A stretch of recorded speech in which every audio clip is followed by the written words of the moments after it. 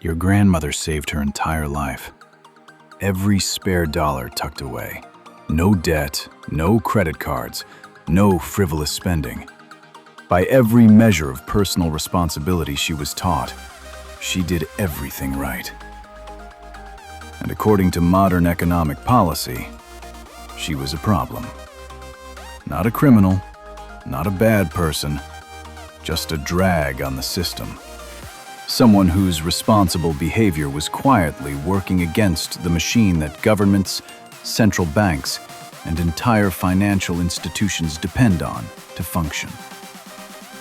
Because here's the thing nobody says out loud. The global economy, as it is currently designed, does not run on saving. It runs on spending. And when people save too much, the system doesn't just slow down, it starts to break. This isn't a theory, this is policy. Deliberate, documented, and hiding in plain sight. In 2026, interest rates in most major economies are still being carefully managed, adjusted, and manipulated, not just to control inflation, but to control your behavior. Specifically, to make saving feel slightly pointless and spending feel slightly urgent. Think about the last 15 years. Near zero interest rates across the US, Europe, and Japan for over a decade.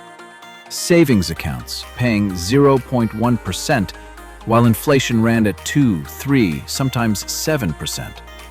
Every year you kept money in a savings account, you were quietly losing purchasing power. The math was designed to push you toward doing something else with that money, investing it, spending it, moving it. This wasn't an accident of circumstance. It was the intended outcome. To understand why, you need to understand how the economic system actually measures success and whose definition of success it's using. Governments measure economic health primarily through one number: GDP, Gross Domestic Product.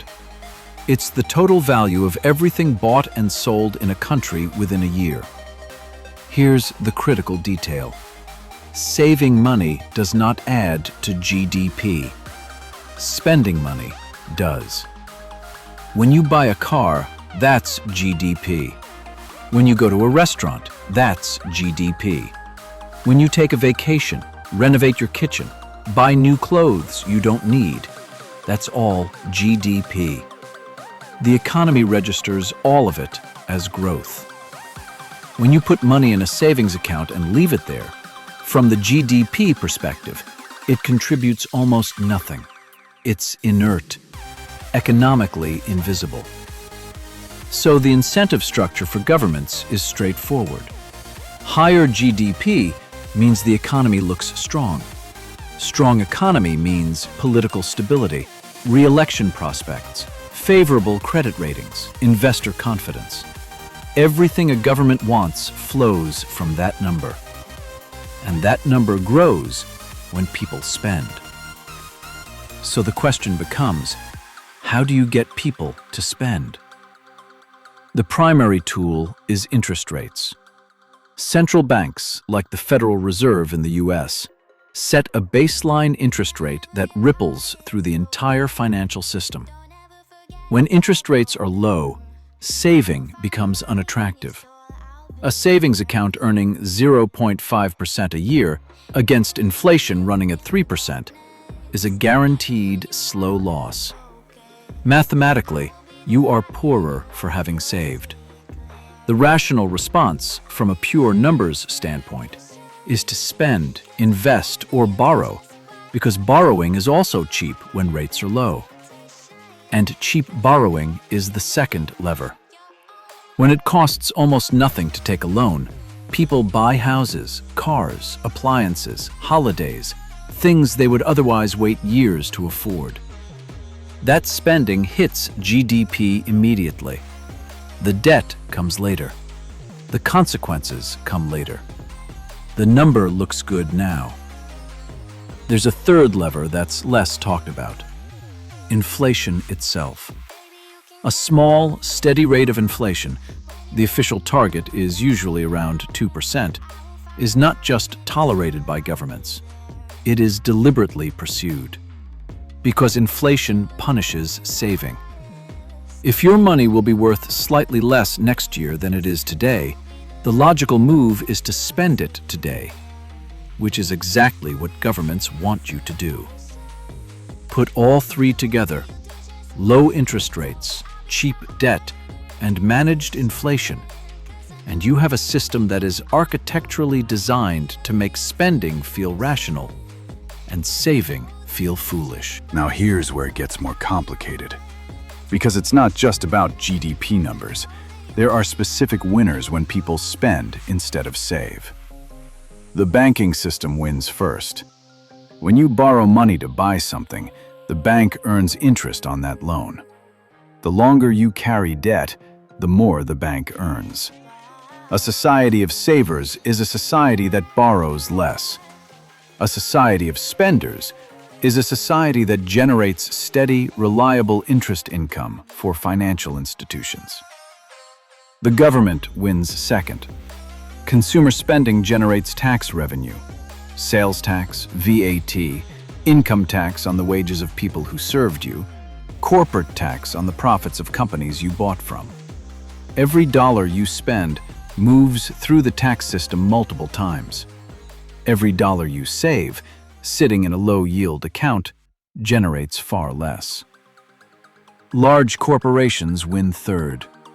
Retail, hospitality, consumer goods, real estate, every industry that depends on consistent consumer demand has a direct stake in keeping you spending.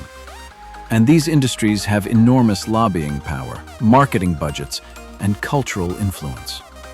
The entire advertising industry, valued in the hundreds of billions globally, exists for one purpose: to convert your saved money into spent money.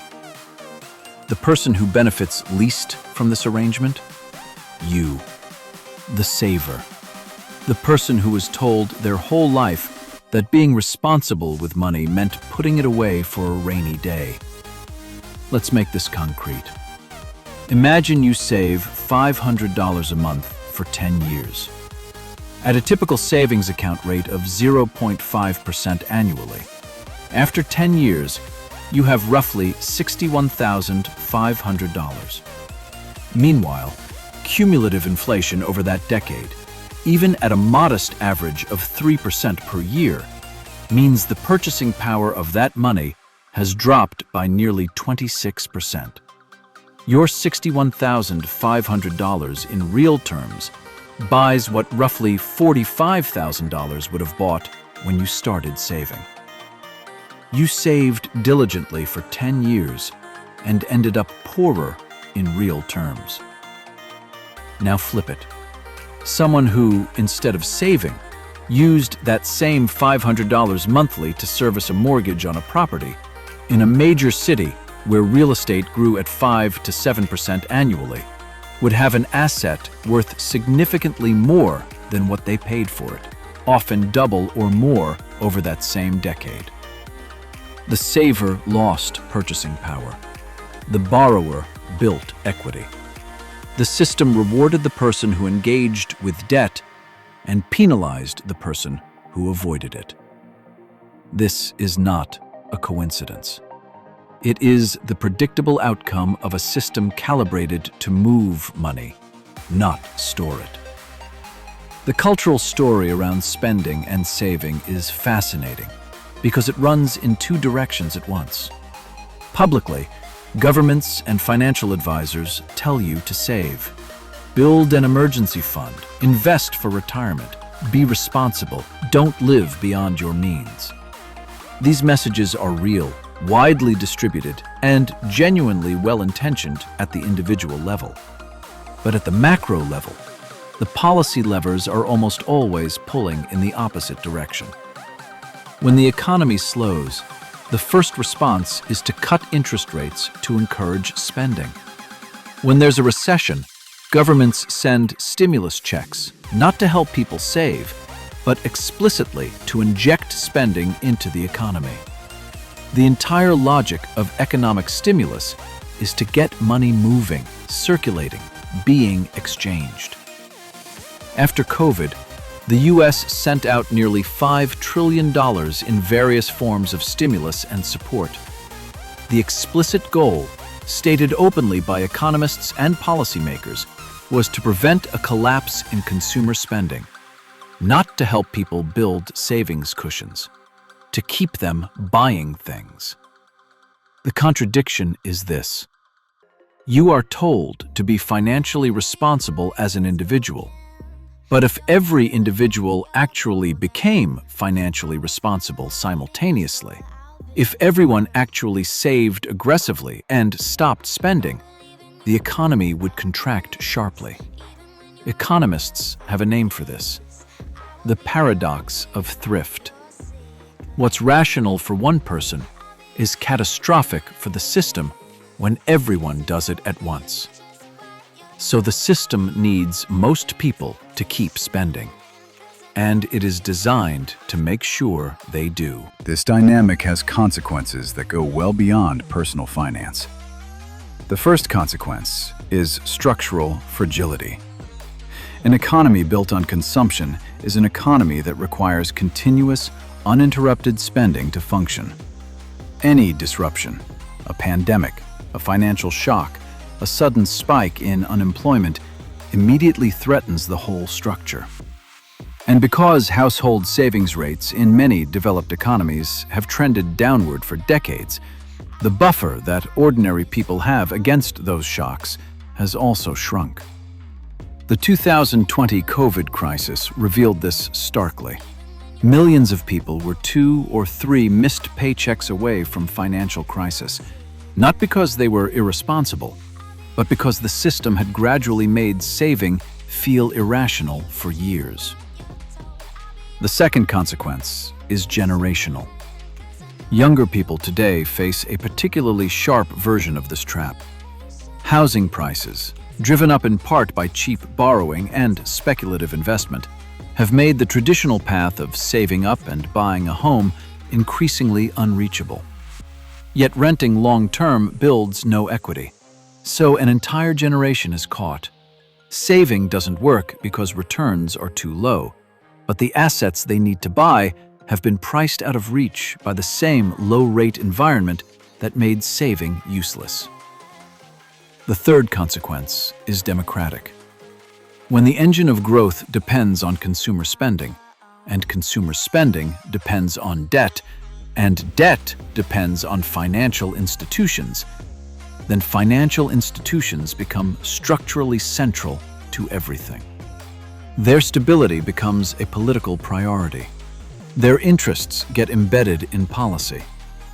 The 2008 financial crisis and the bank bailouts that followed were the clearest example of this logic made visible. Governments that had spent years telling individuals to be financially responsible spent trillions of public money rescuing the institutions whose recklessness had caused the crash.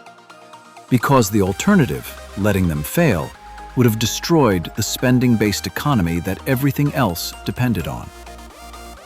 None of this means saving is pointless, but it does mean saving has to be understood differently than the simple advice suggests. Saving in a low-yield bank account, in a high-inflation environment, is slow erosion. Saving channeled into productive assets, equities, real estate, index funds, inflation-protected instruments, is a different story. The distinction matters enormously. The people who understand this, who treat saving not as money sitting still, but as capital waiting to be deployed into assets that the system is designed to inflate, those people can work with the system rather than against it. But here's the irony. Understanding that distinction requires financial literacy that most school systems never teach, access to investment options that many lower-income people don't practically have, and enough initial capital to make diversified investing viable. The people most harmed by the spend-don't-save architecture are also the people least equipped to navigate around it. So here is where we land.